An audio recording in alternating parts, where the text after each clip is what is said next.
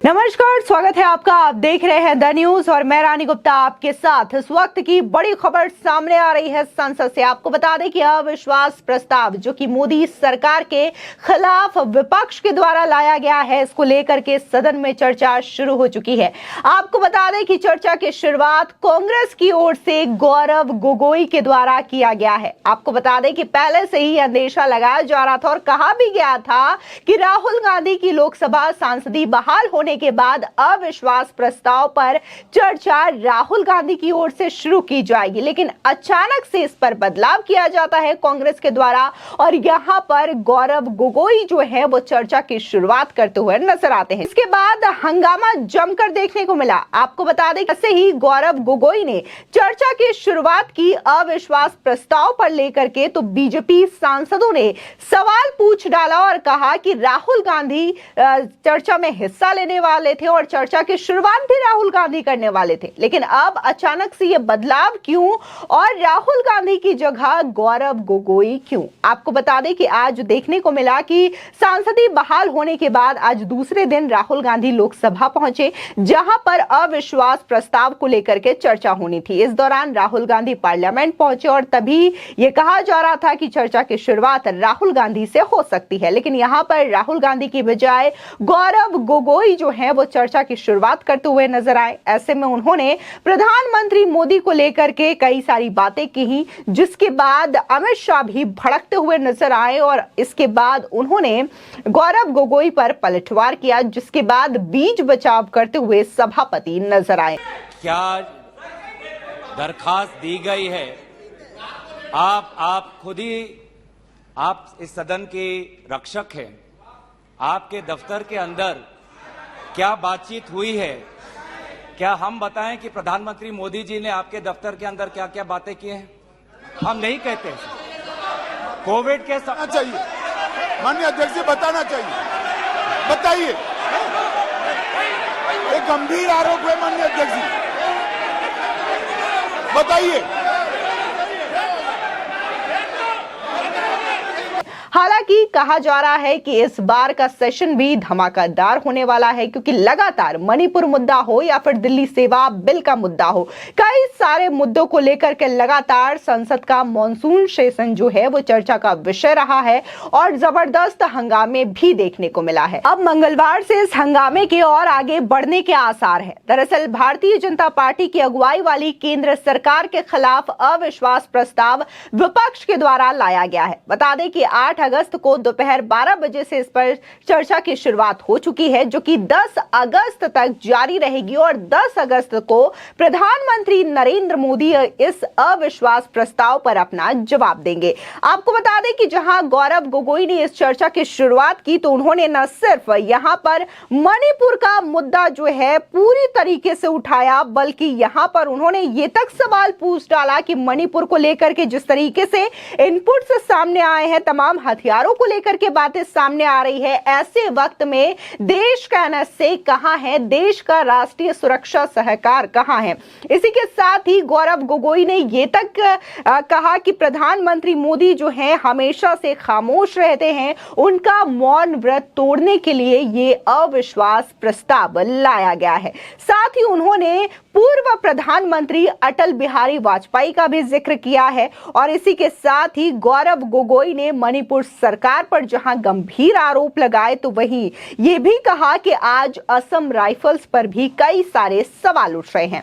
आपको बता दें कि कांग्रेस ने अविश्वास प्रस्ताव पर अपने स्पीकर्स के क्रम में परिवर्तन कर दिया है। अब राहुल गांधी नहीं बल्कि गौरव गोगोई जो हैं वो अविश्वास प्रस्ताव पर सबसे पहले चर्चा की शुरुआत करते हुए नजर आए हैं। तो भाई दूसरी ओर अगर हम बीजेपी की बात करें, तो कहा जा रहा है कि बीजेपी की ओर से इस अविश्वास प्रस्ताव पर चर्चा की शुरुआत जो है वो बीजेपी सांसद निशिकांत दुबे के द्वारा किया जाएगा। आपको याद दिला दें कि कल जहां सांसदी बहाल होने के बाद पहली बार राहुल गांधी संसद पहुंचे थे, तो कल भी निशिकांत दुबे ने राहुल गांधी और कांग्रेस पार्टी पर करारा हमला किया था। ऐसे में देखना दिलचस्प होगा कि अविश्वास प्रस्ताव पर जब निशिकांत दुबे बोलना शुरू करेंगे तो कांग्रेस की क्या हालत होती है।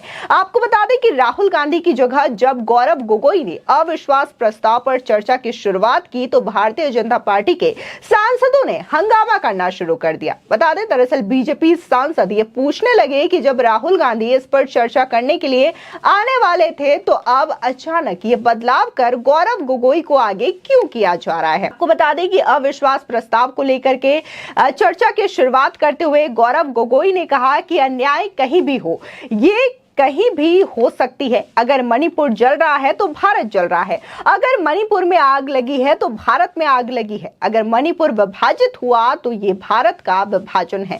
देश के मुखिया होने के नाते प्रधानमंत्री सदन में आए और इसका जवाब दे, संवेदना जताए, ये हमारी अपेक्षा थी। लेकिन अफसोस कि ऐसा नहीं हुआ। प्रधानमंत्री ने मौन व्रत ले लिया और हमें अविश्वास प्रस्ताव द्वारा मोदी जी का मौन व्रत तोड़ने का रास्ता निकाला है। बता दें कि लोकसभा की कार्यवाही शुरू होने के बाद कांग्रेस नेता गौरव गोगोई ने यह भी कहा कि क्या हमें बताना होगा कि आपके दफ्तर में पीएम मोदी के साथ क्या चर्चा हुई, जिसके बाद गृह मंत्री अमित शाह इस बात पे भड़क गए और उन्होंने कहा कि बोले आपकी क्या बताएं, यह गंभीर आरोप है, इस तरीके से नहीं कहा जा सकता। इसके बाद देखने को मिला कि सभापति ओम बिरला ने उन्हें शांत कराने की कोशिश की और कहा कि ऐसी बातें करना जिसका कोई तथ्य ना हो, ये कहीं से भी जायज नहीं है। आपको बता दें कि कांग्रेस नेता गौरव गोगोई जो है एक के बाद एक लगातार मोदी सरकार से सवाल पूछ रहे हैं। खासकर मणिपुर के मुद्दे को लेकर के उन्होंने न सिर्फ मोदी सरकार पर सवाल उठाए, इसके साथ ही देखने को मिला कि वो जो है प्रधानमंत्री मोदी के साथ साथ मणिपुर सरकार पर भी सवाल उठाते हुए नजर आ रहे हैं। इस दौरान उन्होंने ये भी कहा कि विपक्ष की टीम वहां पर गई थी, राहुल गांधी भी वहां पर गए थे, लेकिन प्रधानमंत्री मोदी जो हैं वो मणिपुर नहीं गए। ये तमाम जो मुद्दे हैं लगातार कांग्रेस के नेताओं के द्वारा उठाए जा रहे हैं। लेकिन इस बीच अगर हम बात करें तो न सिर्फ उन्होंने अटल बिहारी वाजपेयी का जिक्र किया और ये कहा है कि अटल बिहारी वाजपेयी हमेशा से ये कहा करते थे कि जो देश का राजा होता है उसे किसी जाति या धर्म के आधार पर भेद नहीं करना चाहिए। और अगर मणिपुर की बात करें तो आज मणिपुर में सबसे ज्यादा महिलाओं और बच्चों पर अत्याचार हुआ है, इसलिए बीजेपी सरकार को याद रखना चाहिए अटल बिहारी वाजपेयी की ये बातें। तो इस तरीके से वहां पर तमाम जो चर्चा की शुरुआत है वो हो चुकी है। तो वहीं बीजेपी की ओर से अविश्वास प्रस्ताव पर तमाम नेताओं की लिस्ट भी सामने आ चुकी है जो कि इस चर्चा पर भाग लेंगे। हालांकि बात करें इस चर्चा की शुरुआत जो है वो बीजेपी सांसद निशिकांत दुबे करेंगे, लेकिन इस बीच गृह मंत्री अमित शाह, निर्मला सीतारमण, किरण रिजिजू, ज्योतिरादित्य सिंधिया, स्मृति ईरानी और इसी के साथ ही लॉकेट चटर्जी। तो वहीं बात करें बंदी संजय कुमार और वहीं राम कृपाल यादव, राजदीप रॉय, विजय बघेल, रमेश बिदूड़ी, सुनीता दुग्गल, हिना गावित और इसी के साथ ही राज्यवर्धन सिंह राठौड़ का भी नाम शामिल है। ये तमाम नेता हैं जो कि इस दौरान हिस्सा लेंगे और अविश्वास प्रस्ताव पर अपनी बात रखेंगे। इसी के साथ ही आज सुबह देखने को मिला कि अविश्वास प्रस्ताव से पहले प्रधानमंत्री नरेंद्र मोदी ने बीजेपी संसदीय दल की बैठक में हिस्सा लिया और विपक्ष पर जमकर निशाना साधा। उन्होंने सांसदों से कहा कि घमंडिया गठबंधन को अपनी एकता से जवाब दो। प्रधानमंत्री नरेंद्र मोदी ने कहा कि यह अविश्वास प्रस्ताव हमारे खिलाफ नहीं बल्कि विपक्ष में आपस में जो अविश्वास है उसके लिए लाया गया है। जैसे आखिरी बॉल में छक्का मारा जाता है उसी तरीके से इसको मौका समझो। विपक्ष के खिलाफ हमने अविश्वास प्रस्ताव का काम 2018 में ही दे दिया था। घमंडिया गठबंधन का आपको अपनी एकता से जवाब देना है। साथ ही प्रधानमंत्री मोदी ने कहा कि विपक्ष का सेमीफाइनल का मन था और कल सेमीफाइनल हो गया, नतीजा सबके सामने है। दरअसल उन्होंने ये जो दिल्ली सेवा बिल है उसका भी जिक्र किया और ये बताया कि विपक्ष जो है अपने आप को एक समझता है। उन्होंने इंडिया अलायंस गठबंधन बना लिया है, ऐसे में 26 दल उनके साथ है, इस बात का उनको गुरूर हो गया है। लेकिन ये गुरूर कल ही टूट गया था और जहां उनके सांसदों की भी संख्या कम थी जिन्होंने राज्यसभा में वोट दिया है, तो ऐसे में तो विपक्ष को ये समझ ही जाना चाहिए। इस दौरान उन्होंने 2018 का भी जिक्र किया जब 2018 में एक बार फिर से विपक्ष के द्वारा अविश्वास प्रस्ताव लाया गया था और इसी अविश्वास प्रस्ताव को भी मोदी सरकार के द्वारा बहुमत प्राप्त हुआ था और ये अविश्वास प्रस्ताव भी जो है लड़खड़ा करके सदन में गिर गया था, जिसके बाद 2019 की बात करें तो बीजेपी को कई ज्यादा सीटें मिली थी और उनकी जीत भी हुई थी। और इसी दौरान राहुल गांधी जो है अपनी स्पीच खत्म करने के बाद प्रधानमंत्री मोदी के पास जाते हैं, उन्हें गले लगाते हैं और उनके आंख मारने का वीडियो भी काफी ज्यादा सोशल मीडिया पर वायरल हुआ था और लोगों ने